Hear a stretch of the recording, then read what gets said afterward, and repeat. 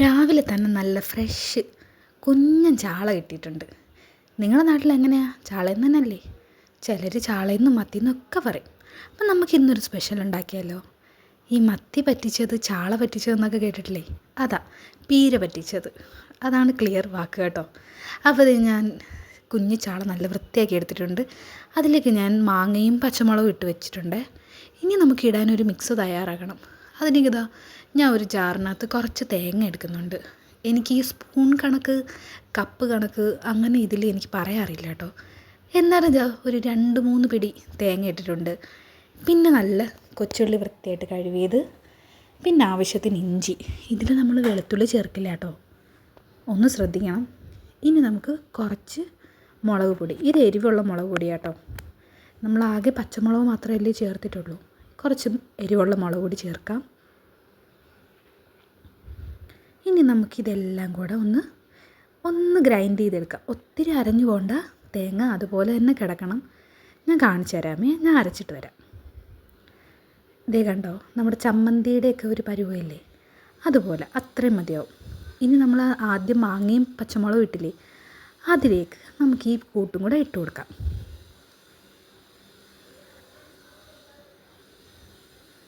എല്ലാ മിക്സും ഇതിലേക്ക് ഇടണം. ഇത് പെട്ടെന്നാവും കേട്ടോ, ഒരു 5 മിനിറ്റൊന്നും വേണ്ട. ഇനി കുറച്ച് കറിവേപ്പില ഇട്ട് കൊടുക്കാം നമുക്ക്.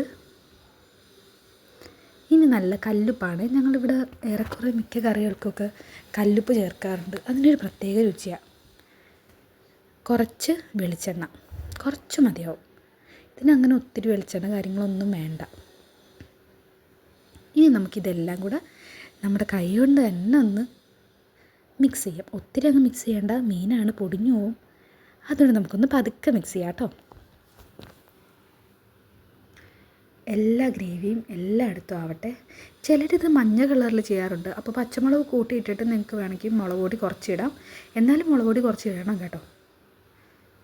ചിലയിടത്തൊക്കെ മഞ്ഞ കളറിൽ കാണാറുണ്ട്, നമ്മളും അങ്ങനെ ചെയ്യാറുണ്ട്. മഞ്ഞ കളറിലും ഇതുപോലെ റെഡ് കളറിലുമൊക്കെ. ഇനി ഇതേ വളരെ കുറച്ച് മാത്രം ഞാൻ ആ കപ്പിലെടുത്തേക്കുന്നുണ്ടോ, കുറച്ച്. എന്നിട്ട് ആ കപ്പ് ഫുള്ള് ഞാൻ ഒഴിക്കുന്നില്ല. ഇനി നമുക്കിത് അടുപ്പിലോട്ട് വെക്കാം. മൺചട്ടി തന്നെ ചെയ്യാൻ നോക്കുക കേട്ടോ നിങ്ങൾ, അത് ഭയങ്കര രുചിയാണ്. അപ്പം ഞാൻ ഗ്യാസ് ഓണാക്കിയിട്ടുണ്ട്. ഇനി നമുക്കിത് അടച്ച് വെച്ച് ഒരു മീഡിയം ഫ്ലെയിമിൽ വേവിച്ചെടുക്കാം. ഇതിൽ കുറച്ച് ചെറുതായിട്ട് തിളയൊക്കെ വന്നിട്ടുണ്ട് കണ്ടോ. നമ്മൾ ആ കുറച്ച് വെള്ളം എടുത്തിട്ടുള്ളായിരുന്നു. ഇനി നമുക്ക് വീണ്ടും അടച്ച് വെച്ച് വേവിക്കാം. ഇത് ഇളക്കുമ്പോൾ നിങ്ങൾ പ്രത്യേകം ശ്രദ്ധിക്കുക, നന്നായിട്ട് ഒത്തിരി ഇട്ട് ഇളക്കരുത്, മെല്ലെ ഒന്ന് ഇളക്കി കൊടുത്താൽ മതി. ഇത്രയേ ഉള്ളൂ, ഉപ്പൊക്കെ നോക്കിക്കോളൂല്ലോ. ഇങ്ങനെ നമ്മുടെ മീൻ പറ്റിച്ചത് റെഡി ആയിട്ടുണ്ട്. നല്ല രുചിയാട്ടോ, ചോറിനോടൊക്കെ കഴിക്കാൻ നല്ലതാണ്. എല്ലാവരും ഒന്ന് ട്രൈ ചെയ്ത് നോക്കുക. ബൈ. അപ്പോൾ എല്ലാവരും ചാനലൊന്ന് സബ്സ്ക്രൈബ് ചെയ്യുക, വീഡിയോ ലൈക്ക് ചെയ്യുക.